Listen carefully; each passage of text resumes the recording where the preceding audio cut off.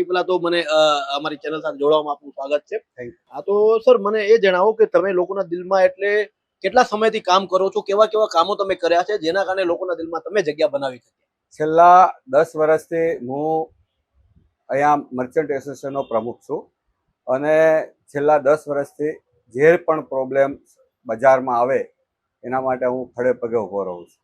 જગદીશભાઈ, જે રીતે તમે પહેલી વખત જ લડ્યા હતા અને પહેલી વખત ચૂંટાયા કે અગાઉ લડ્યા છો, હાર્યા છો, કે શું છે બેકગ્રાઉન્ડ, કઈ પાર્ટી સાથે જોડાયેલા છો એ જણાવજો. હું પહેલી વખત જ ઇલેક્શન લડ્યો અને પહેલી વખત જ ચૂંટાણો. મારે કોઈ ઇલેક્શનમાં લડવાની કોઈ ગણતરી નહોતી, પરંતુ કોરોના કાળ દરમિયાન જ્યારે કોરોના આખા વિશ્વમાં ચાલતો હતો, મહામારી ચાલતી હતી, ત્યારે હું પ્રમુખ હતો. એસડીએમ સાહેબ, અમારા ડીવાયએસપી ઓઝા સાહેબ અને આ બધાને સાથે એક અમારી મિટિંગ મળી અને મિટિંગમાં એવું નક્કી થયું કે આપણે આ ડીસા શહેરને અને આજુબાજુના વિસ્તારને આવશ્યક ચીજ વસ્તુઓ માટે ક્યાંય તકલીફ ન પડે લોકડાઉન દરમિયાન, ને લોકોને જે ગરીબ લોકો છે એમને પણ પોતાનું રાશન મળી રહે અને કાળા બજાર ના થાય એના માટેની એક ટીમ બનાવી. એ ટીમમાં મને એમને સહભાગી બનાવ્યો.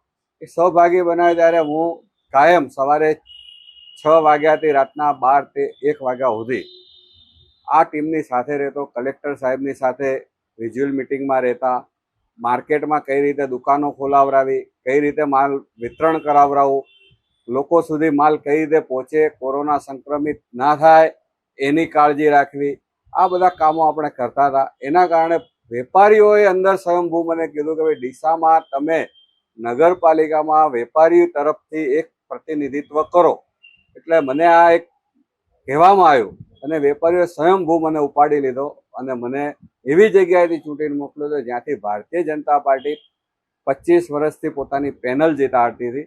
એવી જગ્યાએથી મને સૌથી હાઈએસ્ટ વોટથી જીતાડ્યો અને એ વિસ્તાર એવો હતો કે જ્યાં એસી એસટી ને સવર્ણોના, એસી એસટી ને લઘુમતીના માત્ર 150-200 જ વોટ હતા અને એવી જગ્યાએથી મને જીતાડ્યો. એટલે મને આજે આ વેપારીઓ પર ગર્વ છે કે એ લોકોએ એક એમના કામને દેખી અને મને આ એક સ્થાન આપ્યું. કે સર મારે એ વસ્તુ જગદીશભાઈ તમારી પાસેથી જાણવી છે કે અમને જે રીતે જાણવા મળ્યું કે આપ કોંગ્રેસની વિચારધારા સાથે ઘણા સમયથી જોડાયેલા છો, કોંગ્રેસને પસંદ કરો છો, તો એનું કારણ શું છે? કઈ વસ્તુ તમને ગમે છે કે એ ભાજપને નથી જેને આપ પર્સનલી કોંગ્રેસને પસંદ કરો છો? શું કહેશો? હું છેલ્લા 30 વર્ષથી કોંગ્રેસની સાથે જોડાયેલો છું. ઓકે. પહેલા બક્ષીપંચનો બનાસકાંઠાનો ચેરમેન હતો 2007 થી.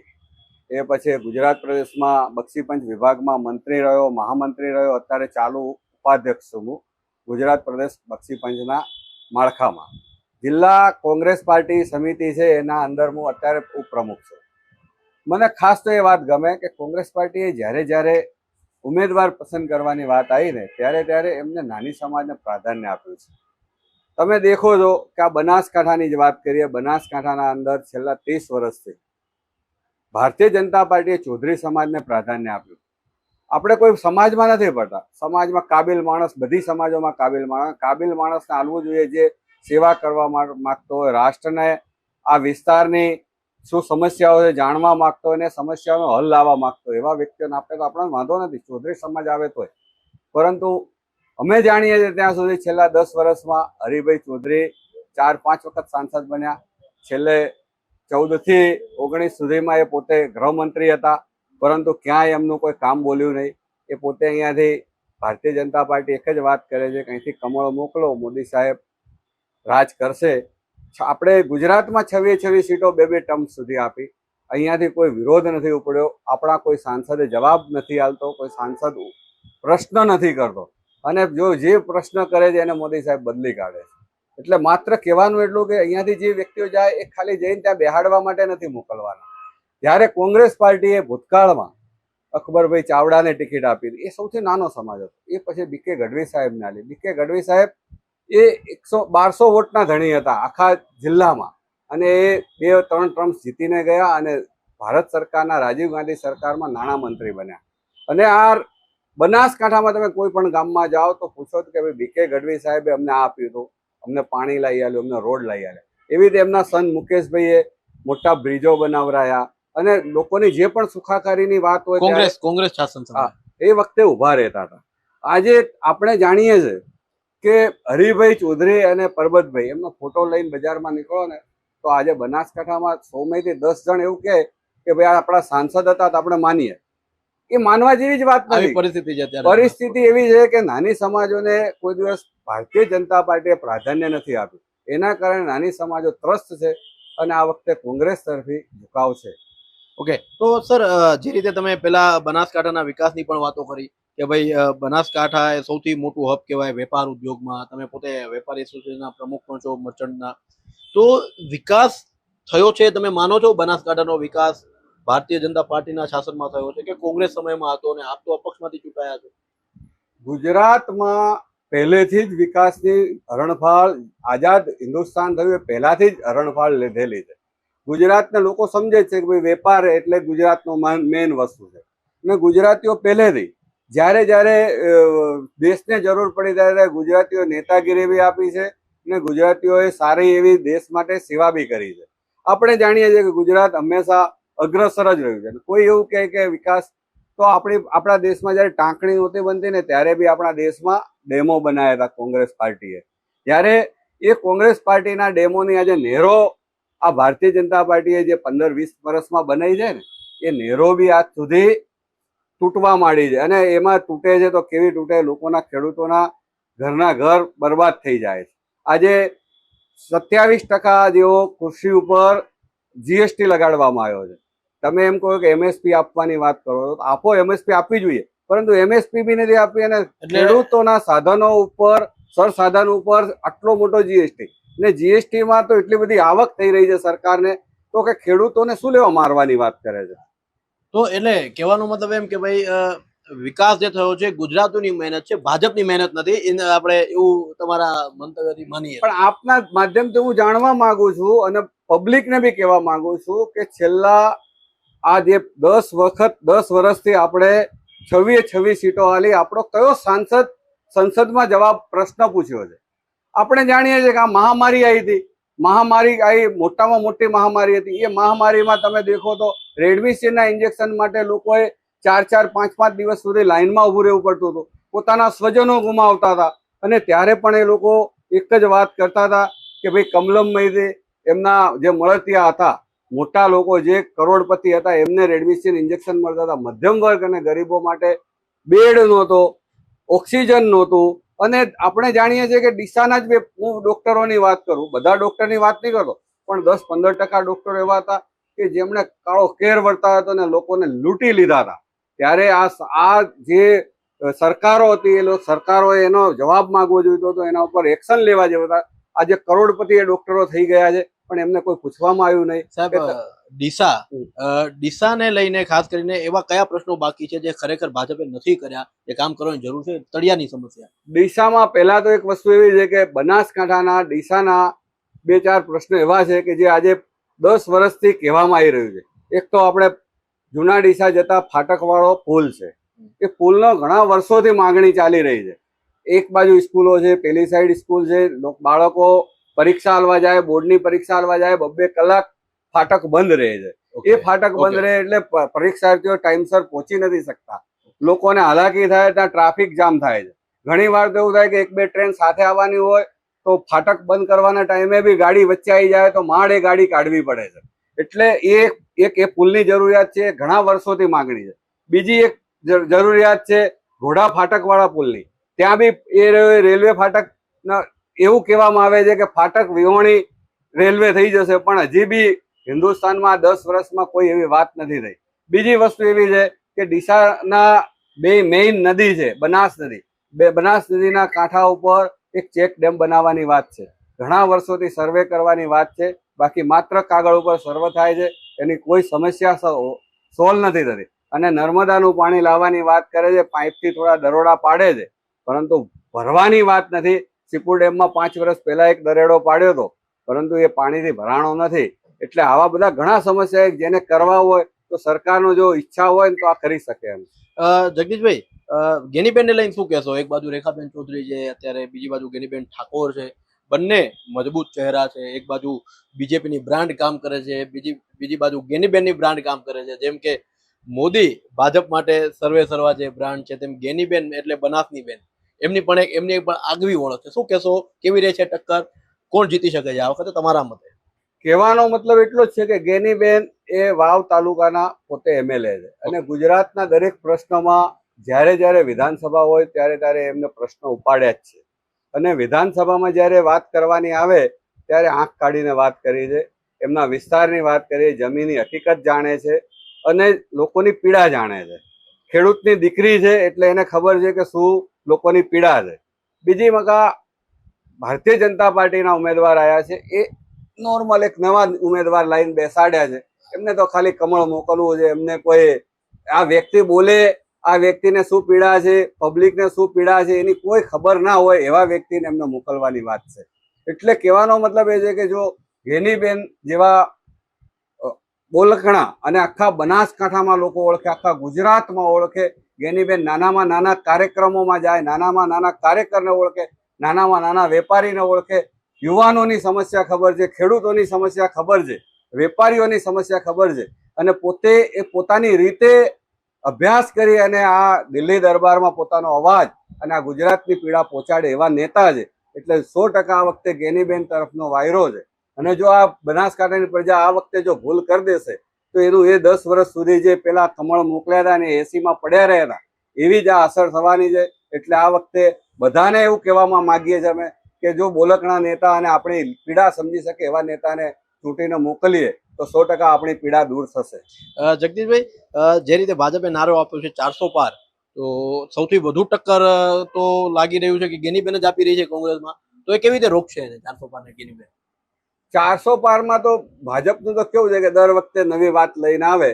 400 પાર એટલે કોઈ પબ્લિક પાસેથી વોટ નથી લેવાય. એમને તો એમના મનથી કહી દીધું 400 પાર. હવે આપણે જાણીએ છીએ કે હમણાં સુરતની જ વાત કરીએ, સુરતમાં લોકમત લેવાની જરૂર હતી, બિનહરીફ ક્યાં કરાવવાની જરૂર હતી? ચલો કોંગ્રેસ પાર્ટીનું ફોર્મ ખેંચાઈ ગયું હતું, પણ બાકીના બધા ફોર્મો ખેંચાવવાની જરૂર ક્યાં હતી? જો બહુજન સમાજ પાર્ટી બીજે કોંગ્રેસને હરાવવા માટે આદિવાસી અને દલિતોના વોટ લઈને પડતી થતી હોય તો ત્યાં ક્યાં ખેંચવાની જરૂર હતી? બહુજન સમાજ પાર્ટીએ ત્યાં પોતાનું ફોર્મ ચાલુ રાખવું હતું. જો લોકશાહીને જીવતી રાખવી હોય તો ચૂંટણી કરાવવી જોઈએ અને ચૂંટણીમાં લોકોનો જે મત આવે, અમે કહીએ છીએ કે અમે વર્ષો સુધી ભારતીય જનતા પાર્ટીના લોકોએ વોટ આપ્યા હતા, અમે એમને માનીએ છીએ કે લોકમત હતો અને લોકોએ પસંદ કર્યા છે, પણ લોકોના લોકશાહીને બી આ લોકો ખતમ કરવા માટે બિનહરીફ કરાવે અને આવા કામ કરે એ યોગ્ય નથી. તો એવું કહી શકાય કે જે રીતે બિનહરીફ, એટલે તમારા કહેવા મતલબ કે ભારતીય જનતા પાર્ટી દાદાગીરી કરે છે તમારા મત મુજબ, કે જેમ કે બિનહરીફ ચૂંટણી કરાવવી? દેખો, એક વસ્તુ સમજો, આજે જાગીરદારોના પ્રશ્ન છે જેમાં આપણે જાણીએ છીએ કે રૂપાલા સાહેબે કીધું કે ભાઈ આજે બેન દીકરીનો વ્યવહાર કરતા હતા. હવે આવા શબ્દ કીધા તો ચલો એક વાત પતી ગઈ કે ભાઈ એ વાત કહેવાનું હતું, કહી દીધું, એની માફી બી માંગી. પણ જાગીરદારોને જે એક વર્ષો પહેલા જે રજવાડા હતા આપણા, અને રજવાડા ખાલી જવાહરલાલ નહેરુ અને સરદાર વલ્લભભાઈ પટેલ અને આપણા બાબા સાહેબ આંબેડકરે જે બંધારણ બનાવ્યું એ મુજબ પોતાનું બધું જ સર્વ આપી દીધું હોય અને એ લોકોએ 1 મિનિટ બી રાહ ના જોઈ હોય કે અમારું રજવાડું જતું રહેશે, અમારી રાજાશાહી જતી રહેશે. એ તો એક બાજુ વિરોધ, બીજી બાજુ સપોર્ટ પણ મળી રહ્યો છે. તો તમને લાગે છે કે ક્ષત્રિય સમાજનો જે વિરોધ છે આ વખતે ચૂંટણીમાં અસર કરશે? કેટલા ટકા? એટલે હું એ જ કહેવા માંગુ છું, આવા વ્યક્તિઓને બી તમે આવી અભદ્ર વાત કરો અને અભદ્ર વાત કર્યા પછી જાગીરદાર શું માંગે? કઈ માંગતો નથી. જાગીરદાર એક જ વાત કહે છે કે રૂપાલા સાહેબને અહીંયાથી ટિકિટમાંથી બાકાત કરો. ભલે તમે રાજ્યસભામાં લઈ જાઓ, એને તમારા પક્ષનો પ્રમુખ બનાવો, પણ અમારી જે અસ્મિતા છે એના ઉપર ઘા થયો છે એટલે અમને સંતોષ થાય, અમારી બેન દીકરીઓને સંતોષ થાય એના માટે એક એમની ટિકિટ વિડ્રો કરો. બાકી કોઈ એમનો જીવ તો માંગ્યો નહોતો. જાગીરદારોની વાત સાચી હતી, પણ એટલો ઘમંડ, એ લોકોને એક જ વાત છે કે મોદી સાહેબ આવશે ને બધું જ અમે લઈ જઈશું, અમે મોદી સાહેબ આવશે ને આમ ફેરવીને અમે થાંભલાને ઉભો રાખીશું તોય ભાજપમાં જીતી જશે, એવો ઘમંડ લઈ નીકળવા વાળાને આ વખતે 100% જાગીરદાર સમાજ તો એમના વિરોધમાં રહેશે જ. અને લોકોએ બી જાણવું જોઈએ કે જો આ રીતે ઘમંડ રાખતા હોય તો એમને એકવાર તો સબક શીખવાડવો જ જોઈએ કે ભાઈ પબ્લિક સર્વોપરી છે, લોકશાહીમાં કોઈનો ઘમંડ ચાલતો નથી. જે રીતે 2 દિવસ પહેલા ગઈકાલે એક કોંગ્રેસના 5 ન્યાયની વાત છે, તમને ખ્યાલ હોય તો, કે મહિલાઓને ન્યાય, યુવાનોનો ન્યાય, ખેડૂતોનો ન્યાય, એમાં આર્થિક સમાનતાનો ન્યાય કોંગ્રેસે એડ કર્યો છે, કે જેમાં આર્થિક અને સામાજિક ન્યાયની વાત કરવામાં આવી છે. તેનું એક સર્વે ગણતરી કરવામાં આવી છે, તેમના ન્યાયપત્રમાં કોંગ્રેસે જાહેર કર્યું, જેને લઈને ગઈકાલે વડાપ્રધાન મોદીએ જાહેર સભામાં નિવેદન આપ્યું છે કે કોંગ્રેસ, જો કે આપ તો અપક્ષમાંથી, જો આપનું નિવેદન અમારી માટે બહુ મહત્વનું છે કે કોંગ્રેસ તમારી મહિલાઓનું સોનું કે જેમનું ઘરેણું છે એ ઝૂંટવીને, જે તમારી પ્રોપર્ટી છે, પરસેવાની કમાણી છે, એ ઝૂંટવીને મુસલમાનોને આપી દેશે, એવું વડાપ્રધાનનું નિવેદન સામે આવ્યું છે. તો એ સત્ય શું છે આ બાબતનું અમને જાણવું છે તમારી પાસેથી. કોંગ્રેસનું એક બાજુ ન્યાયપત્ર, એમાં આ જોગવાઈ, બીજી બાજુ વડાપ્રધાનનું આ જોગવાઈને લઈને નિવેદન. પેલી તો વસ્તુ છે કે ન્યાય, 5 ન્યાયની વાત રાહુલજીએ કરી છે, કોંગ્રેસ પાર્ટીએ કરી છે.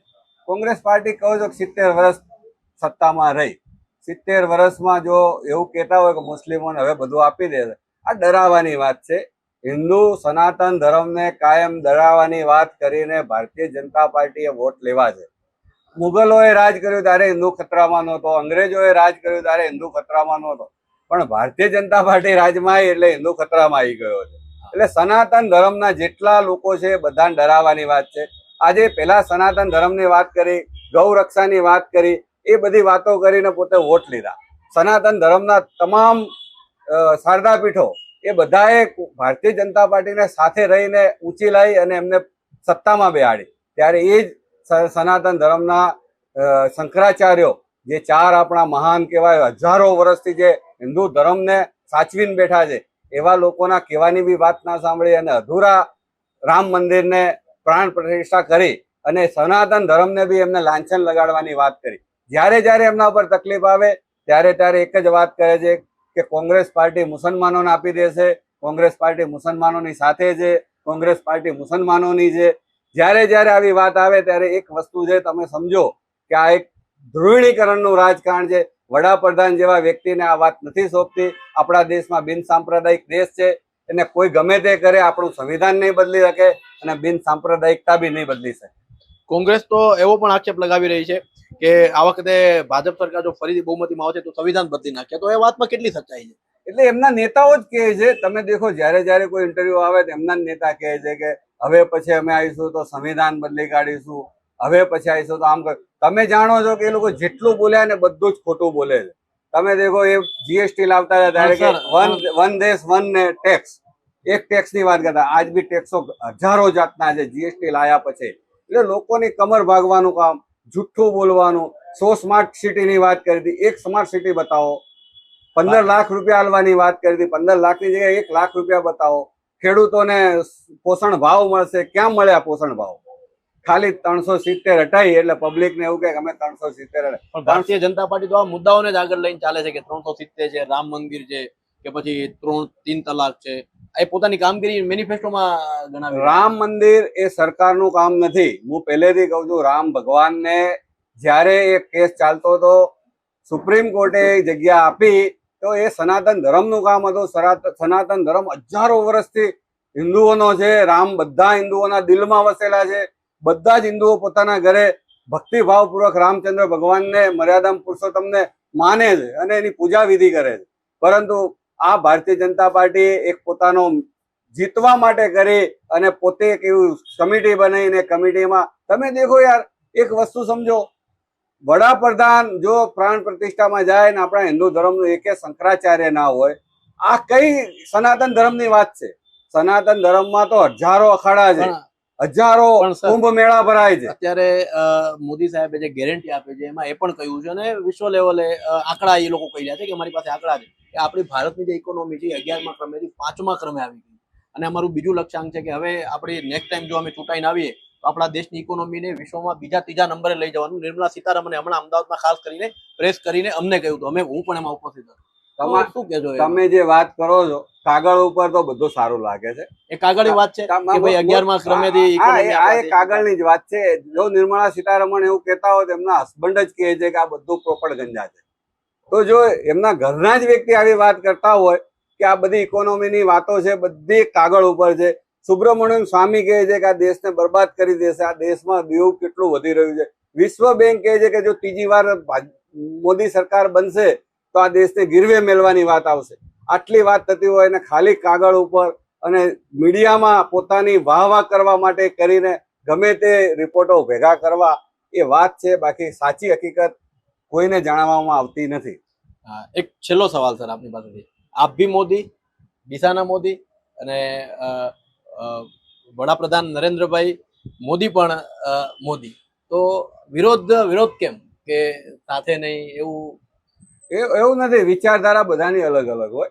મને ખ્યાલ છે કે જો આ દેશમાં આપણે બધાએ સાથે રહેવું હશે, આ દેશમાં કોઈ મુસ્લિમોને કોઈ કાઢી નથી શકવાનું, ખ્રિસ્તીઓને કોઈ કાઢી નથી શકવાનું. આ દેશ બિન સાંપ્રદાયિક દેશ છે, હજારો વર્ષથી બિન સાંપ્રદાયિકથી રહેલો છે. માત્ર એટલું કહેવાનું કે ભાઈ અમે સાંપ્રદાયિક છે ને અમે હિન્દુઓની સરકાર બનાવીશું, હિન્દુ રાષ્ટ્ર બનાવીશું, આ બધી પોપટ ગંજા છે. ખાલી હિન્દુઓના વોટ લેવા માટે કરીને કરે. મારી વિચારધારા બિન સાંપ્રદાયિકથી જોડાયેલી છે, એટલે હું કોંગ્રેસ પાર્ટીની સાથે છું. જે રીતે જગદીશભાઈ મોદી કહી રહ્યા છે કે મને નરેન્દ્ર મોદીનો વિરોધ નથી, ભાજપનો વિરોધ નથી, મને વિચારધારાનો વિરોધ છે. ભારતીય જનતા પાર્ટીના જે વાયદાઓ છે, જે ખરેખર જે વાયદાઓ કર્યા છે ખરેખર ગ્રાઉન્ડ પર નથી દેખાતા. ખાસ કરીને આપણે લોકોના નિવેદન લેવાની પણ વાત કરીએ, એમનું કહેવું છે કે ગેનીબેન ઠાકોર કે જે લોકોના દિલમાં વસે છે, આ વખતે જો કે એને તો નકારી ન શકાય કે સમગ્ર રાજ્યમાં ગેનીબેન મજબૂત ટક્કર આપી રહ્યા છે રેખાબેન ચૌધરીને. રેખાબેન અગર જીતી રહ્યા છે તો ક્યાંક ક્યાંક વડાપ્રધાન મોદીનો એમની પાછળ ચહેરો છે. જ્યારે કોંગ્રેસમાંથી જો ગેનીબેન લડી રહ્યા હોય તો ગેનીબેન ખુદ એ પોતે જ ચહેરો છે. તો એ ગેનીબેનની એક વસ્તુની તો તારીફ કરી શકાય કે ગેનીબેન જે ગ્રાઉન્ડ ઉપર 2 ટર્મથી ધારાસભ્ય ચૂંટાઈને આવે છે, હાલના રનિંગ ધારાસભ્ય છે, તો એક વજન તો દિશામાં પડી રહ્યું છે, બનાસકાંઠામાં પડી રહ્યું, જેના લીધે ચર્ચા છે કે બનાસની બેન એ ગેનીબેન. તો એ જોવાનું રહ્યું કે બનાસકાંઠા ડીસામાંથી આ વખતે ગેનીબેન જીતે છે કે રેખાબેન ચૌધરી. આ તો અમારી સાથે જગદીશભાઈ મોદી પોતે અપક્ષમાંથી ચૂંટાઈને આવ્યા છે, તેમના પણ મંતવ્ય, વિચારો, નિવેદન અમારી માટે એટલા જ મહત્વના છે કે જેટલા નિવેદનો ગેનીબેન હોય કે ડોક્ટર રેખાબેન ચૌધરીના હોય. તો ફરી નવા કોઈ ઇન્ટરવ્યુ સાથે નવી ચર્ચા સાથે બનાસકાંઠા છે, રાજકોટ છે, ઘણા બધા જિલ્લાઓ છે, ત્યાં અમે જવાના છીએ. હાલ મને રજા આપશો. કેમેરામેન હિતેન્દ્ર રાજપૂત સાથે કમલેશ સોયડા, હમ દેખેંગે ન્યૂઝ બનાસકાંઠા.